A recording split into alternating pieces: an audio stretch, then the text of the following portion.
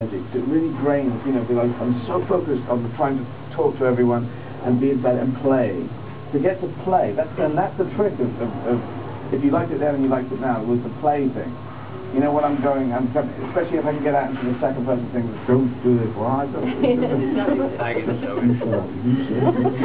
If I can do that stuff, because I'm trying to entertain me first, that's the trick. I'm bored of doing things. Sorry? Well, it's selfish, but also I should know what is good and what is bad, because I've seen everything, because I'm the only one who's been there for everything. No, you haven't been there for everything. I have been there for everything. So I'm going, oh, I'm just saying it now. Sometimes I'm saying one thing, yeah, these are quite nicely crafted, but hey. I feel like I've done it before. So I try and keep it molten and moving and change stuff around a lot. That's a trick, that's a technique I found that works, that anyone else stand-up can do. Do you make a conscious effort to change what you do to the American audience compared to what you do? I try not to change it to the American audience. I try not to change it to the Paris audience, or the Reykjavik audience, or the Dunedin in New Zealand audience. I try, but when I get to Moscow, I will not change it. Because if you look at it, that all transfers. The God thing is interesting because God in the middle of America is really strong. The God in the edges of America is not so strong. In Europe, it's less strong. It has a different feeling. But I'm playing to social progressive audiences who are pretty similar around the world. We're all watching Discovery Channel, History Channel. We're all stringing sentences together. We're thinking out of the box. Or this thing, this thing I'm thinking. It's kind of true. We're all either saying, I'm going to fucking try this, or someone saying, I don't know, but I can hear what people are saying. Everyone's thinking. Otherwise, they're not coming. They couldn't come. They couldn't make it. They wouldn't link all this stuff together. You find on a certain level, American children really understand British humour. No, there's no such thing. I feel there's no such thing as British humour. Because if you think about it, if you think of Scottish humour, say, completely national, is it the Frankies or Billy Conway? In fact, it's not. Some people like that. Sorry? I don't really like either. I'm not much about Let's get her! You're absolutely. It's people's choice. You can't persuade anyone to like anyone. My point is, okay, is English humour, is that Jim Davidson or Monty Python? Because they're both. No, but you see, the point is that they can be both. It's funny. Is it, Lee Evans, or is it Jack Dee, or is it Roy Shelby Brown?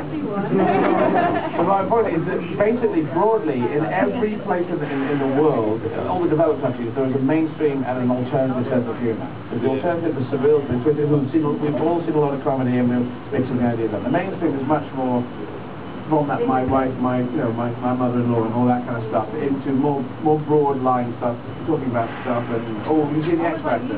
It's much more broader. Well, there's mainstream music, and then there's alternative music, and then there's independent films, and there's mainstream films, and those things match up. Those audiences match up. So REM plays to alternative audiences all around the world. And when I go to America, I get some really good people. I don't know, there could be Americans in here tonight. I will get, Americans, Canadians.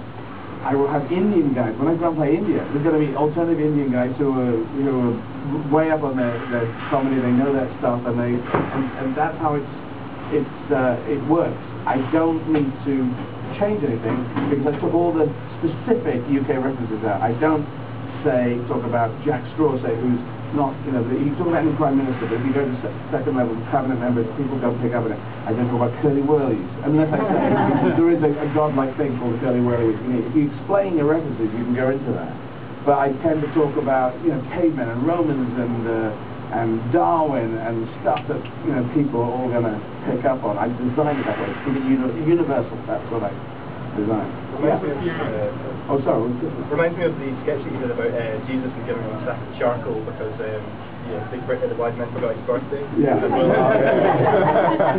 how the Americans didn't get it, and you just left it in. Yeah, exactly. Because I showed a sack of charcoal, and it didn't matter. But the murders outside the petrol station late at night, which was do you do that in Scotland? Is it? Yeah. Late at night. So we all still have that all around the UK.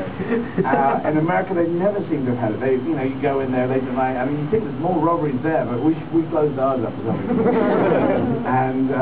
But if I told them, this is what I would do. Is I like the people who do it so much. I would say, in the UK we have these different things. We close our doors. You keep them out, we close them up. So the guy's talking through a hatch, and they do have some hatches. So they do have.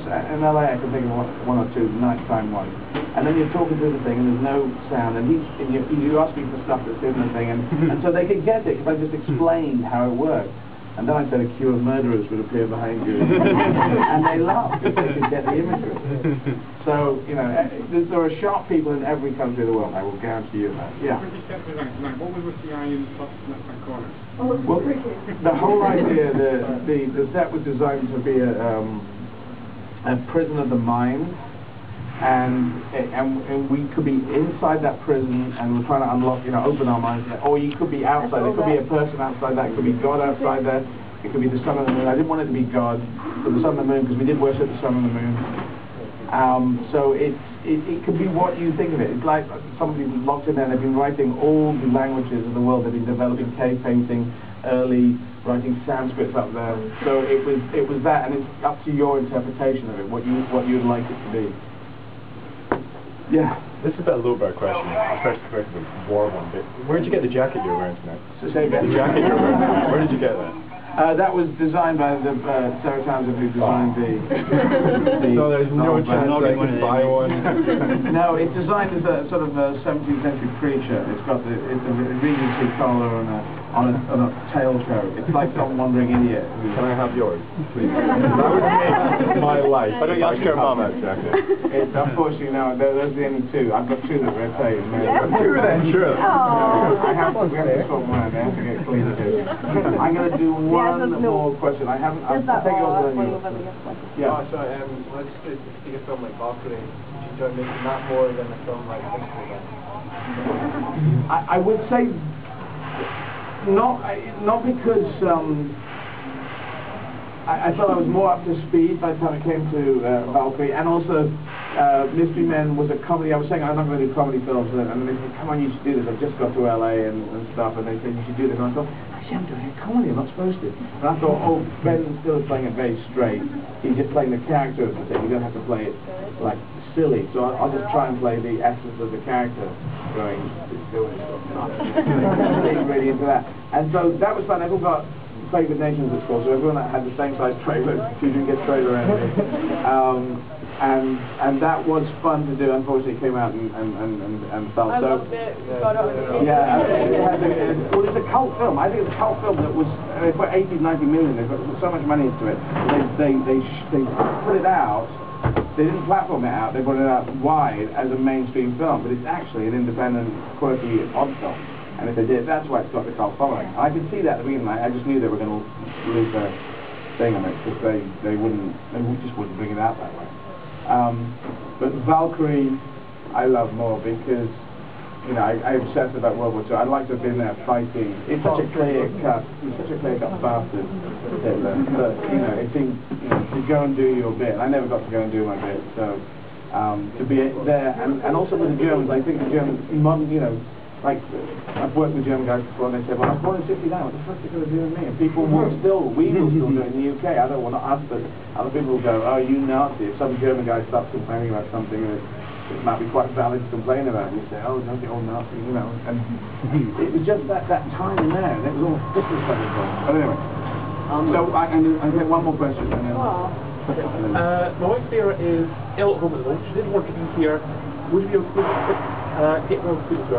Yeah, what was her name? Sarah. Oh, she's there. Oh. Well, no, she's not here. It's recording.